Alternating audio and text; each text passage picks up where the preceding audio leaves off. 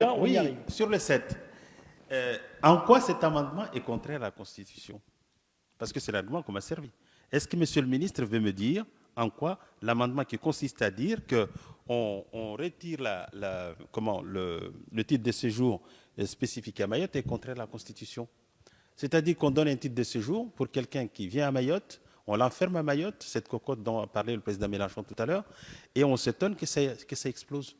Donc j'ai besoin qu'on me dise en quoi cet amendement n'est pas conforme à la Constitution. Quand on dit qu'on reporte ce texte, moi, vous savez, monsieur le ministre, moi, comment dirais-je, je ne suis pas du tout contre à ce qu'on donne plus de droits aux étrangers. Mais elles ne peuvent pas se faire au détriment de nos compatriotes mahorais. Si on amène tout le monde, on agglutine tout le monde à Mayotte, on laisse personne pour quitter Mayotte pour aller, par exemple, dans votre circonscription, eh bien, c'est Mme Ramlati et moi qui souffrons de ces situations. Donc, moi, ce que je vous propose, c'est effectivement d'accepter cet amendement pour abroger cette disposition et permettre à tous ceux qui ont un titre de séjour à Mayotte de pouvoir aller ailleurs. Ça permettra, je pense, ça permettra probablement d'examiner avec beaucoup plus d'attention qu'on le fait aujourd'hui les demandes de titres de séjour. C'est bien. Merci. Madame la rapporteure.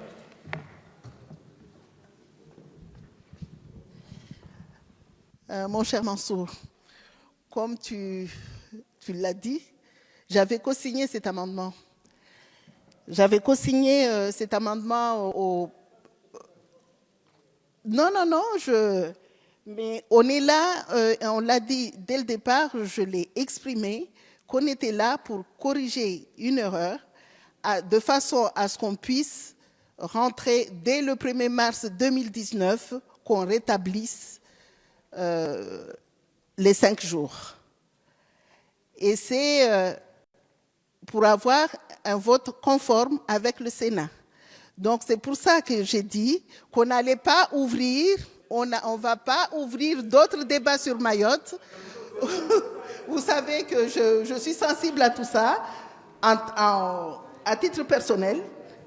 À titre personnel, je suis sensible, mais je donne un avis défavorable. Je continue. Très bien. Je vais mettre aux voix l'amendement numéro 7 avec un avis défavorable de la Commission. Ah, monsieur le ministre, vous vouliez répondre? Allez-y. Excusez-moi.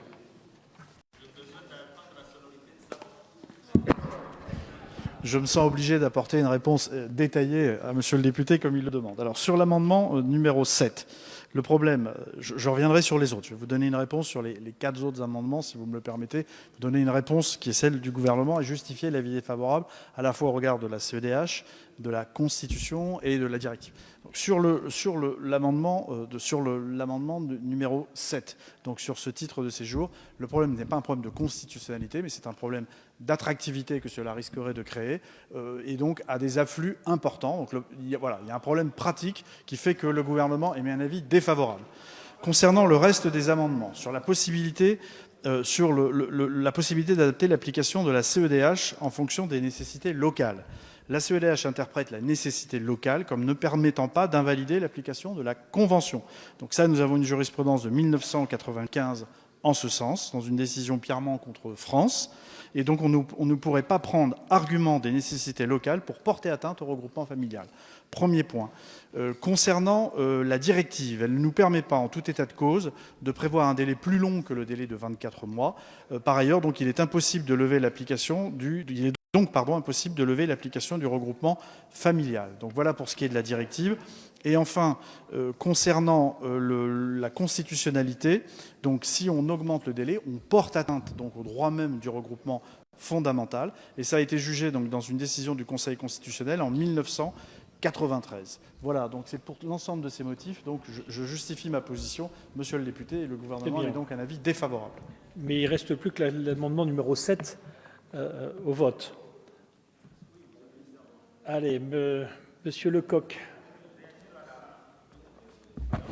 Monsieur le Président, on était à expliquer les uns et les autres dans la discussion générale qu'il ne fallait pas qu'à Mayotte, il y ait des lois d'exception. Alors on l'a dit par rapport au délai, mais il ne faut pas non plus qu'il y ait de loi d'exception par rapport au titre de séjour. Et moi, je pense que l'amendement numéro 7, qui dit que tout droit acquis sur le territoire français, ça va faire plaisir sur Kabardine, est valable sur l'ensemble du territoire de la République, doit s'appliquer et en ce qui nous concerne, on votera l'amendement. Très bien. Monsieur Kamardine, vous vouliez reprendre la parole? Monsieur le ministre, excusez-moi, mais j'ai eu le sentiment que vous vous êtes trahi dans votre propos. Croyez-moi. Vous nous parlez d'attractivité. Vous me parlez d'attractivité. Et c'est tout le débat. C'est-à-dire que vous êtes d'accord pour que les gens viennent à Mayotte, vous les enfermez à Mayotte et vous refusez qu'ils viennent ici. Et donc, pour des raisons d'attractivité, vous les enfermez plutôt à Mayotte et de les laisser venir sur l'ensemble du territoire national. La solidarité commande qu'effectivement que ces personnes qui ont un titre de séjour délivré par notre État, délivré par notre administration, pour s'installer sur le territoire français à Mayotte, puissent aller s'installer aussi à Paris, à Bourges, ainsi de suite. Et donc, je vous demande de revenir sur votre avis et de donner un avis favorable pour que mes amis de la majorité nous accompagnent dans cette modernisation et dans cette fluidité dont Mayotte a besoin pour désengorger un petit peu ses services parce que ça nous est insupportable. Madame Sage. Oui, merci. Sur cet amendement également, on soutiendra Monsieur Kamardine. Je pense que on est allé très loin avec ce titre de séjour d'exception. Je ne peux même pas imaginer qu'on puisse le faire avec une ville de France. On pourrait dire à tous ceux qu'on accueille au Pas-de-Calais qui devront rester au Pas-de-Calais. Que ceux qu'on a, tout comme au niveau de l'Europe, on ne dit pas à l'Italie qui accueille des étrangers que les personnes doivent rester dans leur pays.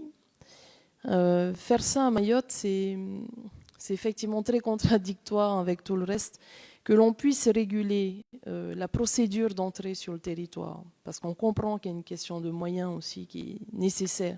Je rejoins ce qui a été dit précédemment également par Madame Obono. C'est vrai que dans un monde idéal, il faudrait que les 48 heures s'appliquent partout, mais concrètement, aujourd'hui, on n'a pas les moyens. Et parce qu'on n'a pas les moyens, à mon sens, il est plus en faveur de ces personnes de disposer d'un délai supplémentaire, parce que sinon, ils n'auront pas accès de toute façon à ce droit. C'est en ce sens que, pour ma part, il est utile que l'on étende à 5 jours.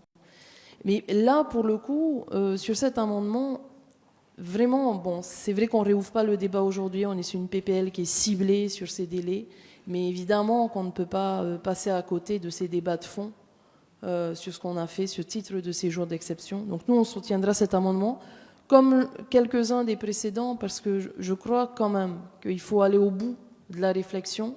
Et si certaines des dispositions qu'on prend aujourd'hui, qu'on a pris par le passé et encore aujourd'hui, pour freiner cette immigration, peuvent effectivement lever certains freins, il faut aller jusqu'au bout de ce dispositif. Et la question du regroupement familial, qu'on le veuille ou non, malheureusement, elle n'est pas traitée.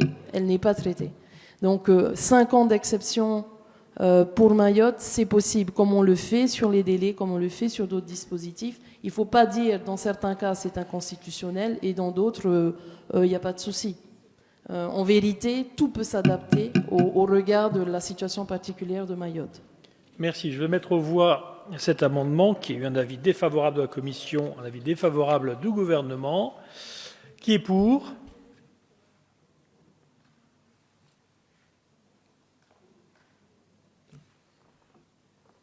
Qui est contre ? Il est rejeté.